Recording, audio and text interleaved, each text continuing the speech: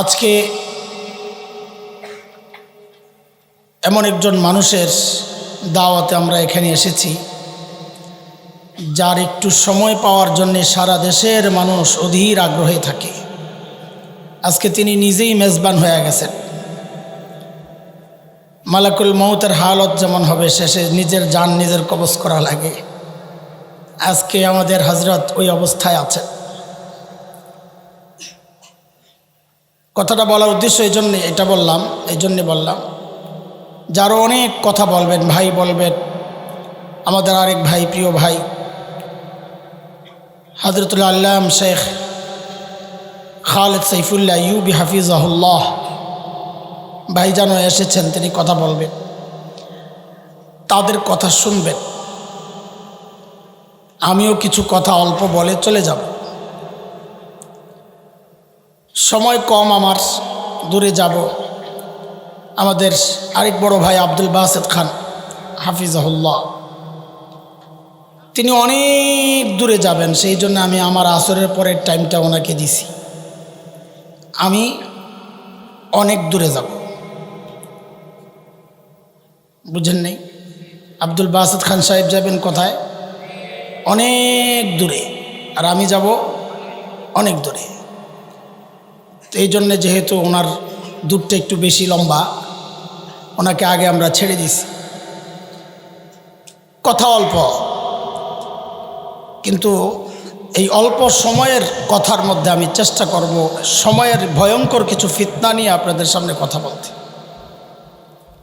যে আয়াতে কারিমা তিলাওয়াত করেছি ওই আয়াতটা সূরা হামিম আস-সিজদার 26 নম্বর আয়াত।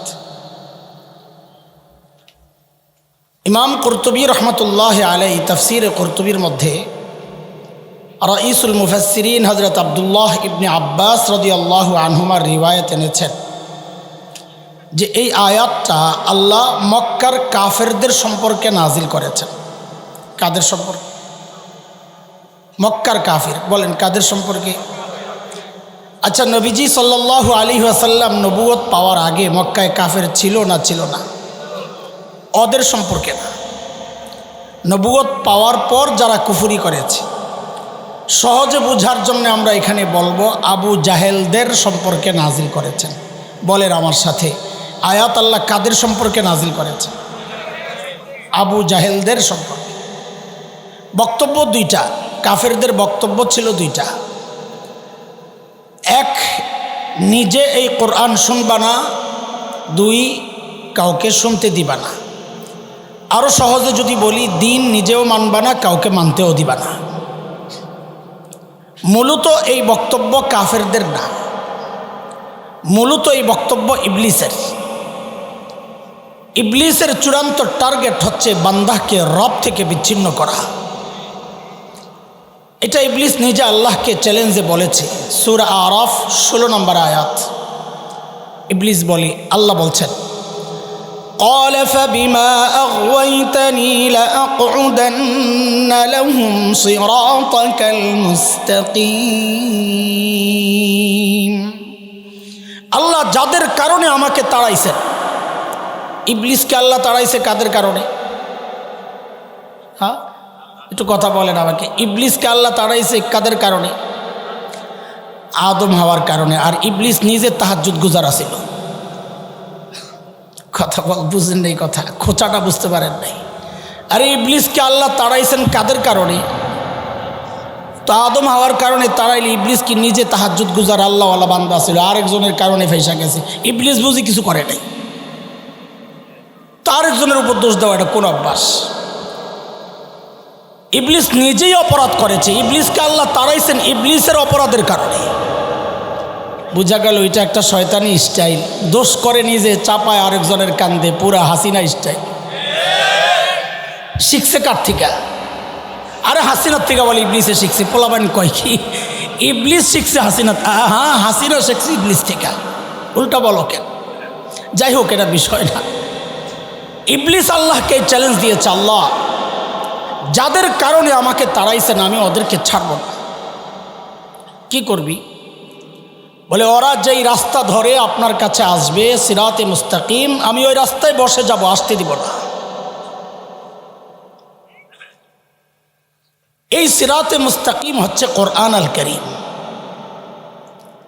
কারণ ইবলিস জানে রবের সাথে বান্দার যে সম্পর্ক, এই সম্পর্ক করে দেয় আসমানি কিতাব, আমাদের জন্য কোরআন। এখন মানুষকে কোরআন থেকে দূরে সরাইতে না পারলে মানুষ আল্লাহর সাথে সম্পর্ক তার জুড়ে যাবে। মানুষকে আল্লাহ থেকে বিচ্ছিন্ন করার রাস্তা একটাই, মানুষকে কোরআন থেকে, দিন থেকে দূরে সরাইয়া দাও, মানুষ অটোমেটিক তার রব থেকে বিচ্ছিন্ন হয়ে যাবে। কিন্তু ইবলিস বড় বাটপার না চালাক? আমার সাথে একটু কথা বলা লাগবে। চালাক না বাটপার? কেমন বাটপার? দুই একটা শব্দ লাগায় বলেন না। ওরে বাটপার, সাবাস, শুনতে চাইছিলাম। ইবলিস হইল ওরে বাটপার। বাটপার কোনোদিন মানুষকে এক পদ্ধতিতে ধোঁকা দেয় না, ধরা পড়ে যাবে। আর ইবলিস নিজেও এটা বলেছে, আমি এক পদ্ধতিতে ধোঁকা দেব না। সূরা আরাফের 17 নম্বর আয়াত ইবলিস এটা বলে।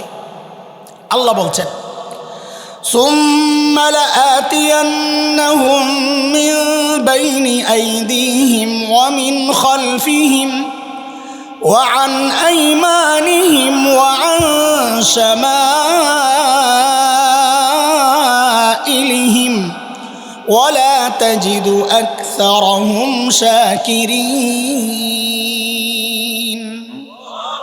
আল্লাহ, আমি সামনে দিয়ে, পেছন দিয়ে, ডান দিয়ে, বাম দিয়ে, এই আমি দিক বলবো, ছেলেরা তোমরা জোয়ানরা সংখ্যা বলবা। সামনে দিয়ে, পেছন দিয়ে, ডান দিয়ে, বাম দিয়ে, কয়টা হইল? তাফসীর তো একটা এটা যে চতুর্মুখী হামলা করবে ইবলিস। কিন্তু কেউ কেউ বলেছেন ইবলিস কাউকে ধোঁকা দেওয়ার ক্ষেত্রে কমপক্ষে 4টা পদ্ধতি গ্রহণ করে, মৌলিক পদ্ধতি। এটার সপক্ষে আবার তারা দলিল আনছেন। ঠিক সূরা আরাফের ইবলিসের এই বক্তব্যের 2 আয়াত পর 20-21 নম্বর আয়াত, যেখানে ইবলিস আমার বাবা মাকে ধোঁকা দেওয়ার ক্ষেত্রেও 4টা পদ্ধতি গ্রহণ করছে। কয়টা? আল্লাহ বলতেছেন, فوسوس لهما الشيطان ليبدي لهما ما وري عنهما من سوآتهما وقال ما نهاكما ربكما عن هذه الشجرة إلا أن تكونا ملكين أو تكونا من الخالدين وقاسمهما إني لكما لمن الناصحين। বলেন পদ্ধতি কয়টা? আমি আয়াতের তর্জমা করব না, আমি শুধু পদ্ধতিগুলো শোনায় দিচ্ছি। ইবলিসের 1 নম্বর ধোঁকা হচ্ছে মা নাহাকুমা রাব্বুকুমা আন হাযিহি শাজারা।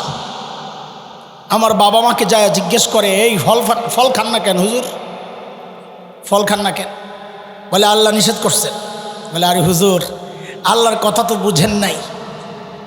নাকেরা মারেফার পেজ দিছে, ওলামার আগে বুঝেন, সাধারণরা বুঝেন। এবার ধরেন এই লাইনে 10টা কাঁঠাল গাছ আছে, আল্লাহ বলছেন এই কাঁঠাল গাছের কাছে যাও না।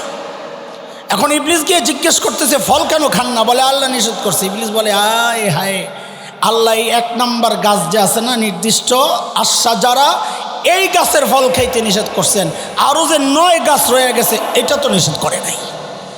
তাহলে আল্লাহর কালামের সর্বপ্রথম ব্যাখ্যা কে দিল? কথা বলেন। মুফাসসির হুজুরের নাম কি? হ্যাঁ, কাজী নামের শুরুতে মুফাসসির, ইয়া বড় টুপি, হাবা কাবা, এগুলা দেখেই কাত হয়ে যায় না। খবর লাগান ও লেখাপড়া করছে কোন জায়গায়। আল্লাহর কালামের সর্বপ্রথম ব্যাখ্যা দিছে ইবলিস, তাও কার সামনে? একজন নবীর সামনে। কার সামনে? তা আবার বলেন আমাকে, আল্লাহর কালামের ব্যাখ্যা দিছে ইবলিস কার সামনে? তো এখন আপনারা কেন অবাক হন? মমতাজরা যখন শরীয়তের ব্যাখ্যা দেয়, ইবলিস দিছে শরীয়তের ব্যাখ্যা, আল্লাহর কালামের ব্যাখ্যা নবীর সামনে। ইবলিসের দোসররা এখন শরীয়তের ব্যাখ্যা দিবে নবীর ওয়ারিসদের সামনে। এটা অবাক হওয়ার কি আছে? সিস্টেম তো পুরানটাই, খালি প্যাকেট পাল্টাইছে, ভিতরে জিনিস কিন্তু এক। সময়ের আলেমদের কাজ হচ্ছে ওই পোটলা ছিঁড়া দেখায়া দেওয়া, জিনিস কিন্তু পুরানটাই।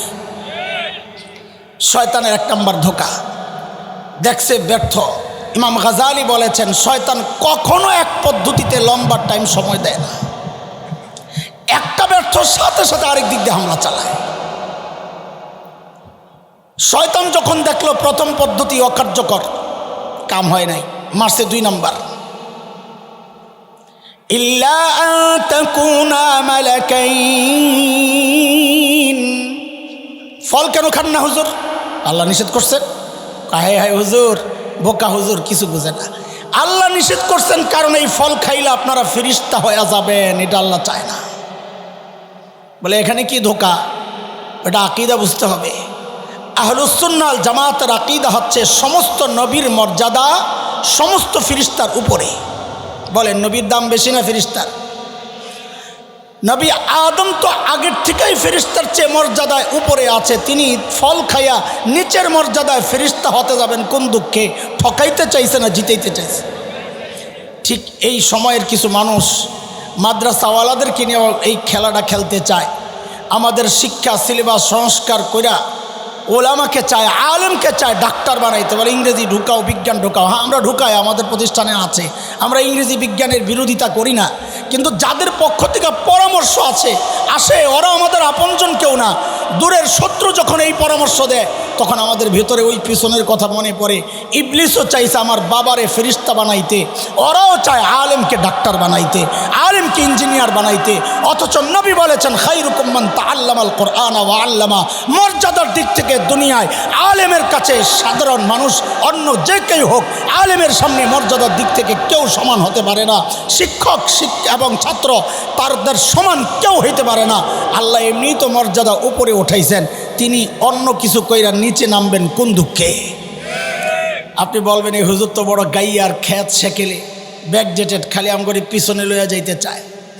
হ্যাঁ, একটা অভিযোগ তো আছে, আমরা এই দেশ ও জাতিকে 100 বছর পিছনে লইয়া গেছি। হায় হায়, আমাদের সমস্ত মেহনতকে অবজ্ঞা করা হয়েছে। আমরা কি এই দেশ ও জাতিকে 100 বছর পিছনে নিছি? কি মনে হয় আপনাদেরকে? কই নিছি? এই আপনারাও তো আছেন ভুলে। আমরা চেষ্টা করতেছি 1400 বছর পেছনে নেওয়ার জন্যে, আর আমাদেরকে অপবাদ দেওয়া হয়, আমরা বলে 100 বছর পিছনে নিছি। তাহলে আমাদের সব খেদমত বেকার। আমরা সামনে নিতে চাই না, কারণ সামনের দিন যত আসছে কিয়ামতের ভয়াবহতার দিকে আমরা এগিয়ে যাচ্ছি। দিন গেছে পিছনেরটাই, লা ইয়াসলুহু আখিরু হাযিহিল উম্মাহ ইল্লা বিমা সালুহা বিহি আউয়ালুহা। আমাদের জন্য সমাধান ওইটাই যেই রাস্তায় আবু বকর ওমররা দেশ শাসন করেছেন, ওসমান আলীরা রাদিয়াল্লাহু আনহুম দেশ শাসন করেছেন কোরআন সুন্নাহ অনুযায়ী। ওই রাস্তা ছাড়া বিকল্প রাস্তায় যাবেন তো দুর্নীতি বাড়বে, বিকল্প রাস্তায় যাবেন খুন বাড়বে, রাহাজানি বাড়বে, দেশের টাকা বিদেশে পাচার করা হবে, আর পশ্চিমাদের পা চাটাচাটি হবে। ওগুলো সব দেখা শেষ। অন্য আর কিচ্ছু দেখতে চাই না, একটাই দেখতে চাই, বাংলাদেশ হবে আগামীর কোরআনের বাংলাদেশ, কোরআনের বাংলাদেশ।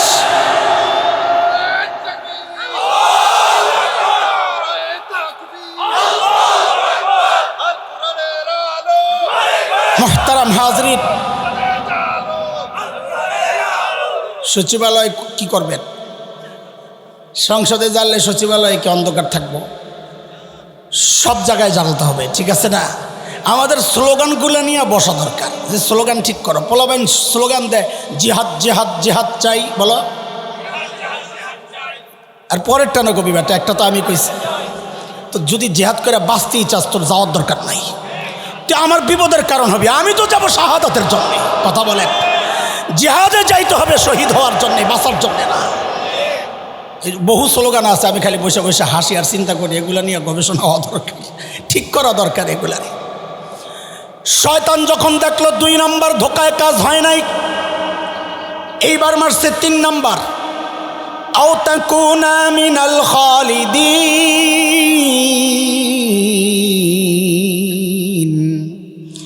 ফল কেন খান না?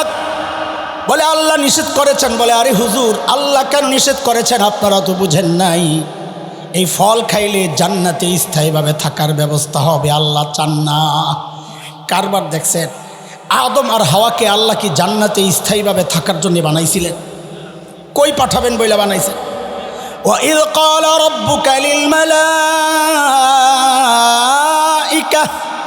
إِنِّي جَاعِلٌ ফিল আরদি খলিফা। কই পাঠাবেন? কথা বলে না, কই পাঠাবেন? বাকি একটা প্রশ্ন তো আপনাদেরও জাগতে পারে, যদি দুনিয়ায় পাঠানোর জন্য বানায়েই থাকেন তো জান্নাতে পাঠাইছেন কি জন্যে? যে দুনিয়ায় করোনা চলতেছে, জান্নাত থেকে টিকা দিয়া যান এই জন্যে। যে রাস্তায় গ্যাস পাম্প পাইবেন না, যেই বাহন দিয়া যাবেন দুনিয়ায়, গ্যাস লোড করে লইয়া যান, তেল বেশি করে লইয়া যান, ওই জন্যে জান্নাতে পাম্পে গেছিলেন। কথা বলেন, আর একটা কিছু বলবেন তো? তো পাঠাবেন এক জায়গায়, মাঝখানে আরেক জায়গায় নিলেন কেন? ওখানে নেওয়ার কারণে তো গ্যাঞ্জাম লাগলো। প্রশ্ন জাগে না জাগে না? সূরা তাওবা 111 নম্বর আয়াত, 11 নম্বর পারা। ওখানে আল্লাহ তাআলা আমার আর আপনার কাছে জান্নাত বিক্রির প্রস্তাব করছেন। কিনতে রাজি? কে কে রাজি দেখি তো? আল্লাহু আকবার। হায় হায়, আমিও রাজি ইনশাআল্লাহ, জান্নাত কিনতে রাজি। ও ভাই, জান্নাত যে কিনবেন দেখছেন? এখন তো হুজুররা ফতুয়া দিবে আপনার বিরুদ্ধে যে যেই জিনিস দেখা যায় না এটা কিনা চলবে না। পানির নিচে মাছ বেচা বিক্রি চলবে না। মাল হস্তান্তরযোগ্য, মাল বেচা বিক্রির জন্য কিছু মৌলিক শর্ত আছে, হস্তান্তরযোগ্য হইতে হয়, দেখতে হয়, সব জানাশোনা থাকতে হয়। তো জান্নাত তো দেখি নাই, না দেখে কেনার জন্য রেডি হয়ে গেলেন। ওই জন্যই তো নাস্তিক মুরতাদরা বলে আমরা নাকি অন্ধবিশ্বাসী, যা শুনি তাই বিশ্বাস করি। আমরা কি অন্ধবিশ্বাসী না বুঝে শুনে বিশ্বাসী? কেমনে বুঝে শুনে বিশ্বাসী হইলেন? জান্নাত তো না দেখে কেনার জন্য রেডি হয়েছেন। বলি রাখেন রাখেন, কথা বললেন না। আপনারা বলেন তো, আপনাদের এই অঞ্চলে মেয়েদেরকে বিয়ে দিলে শ্বশুরবাড়ি দেখার জন্যে মেয়ে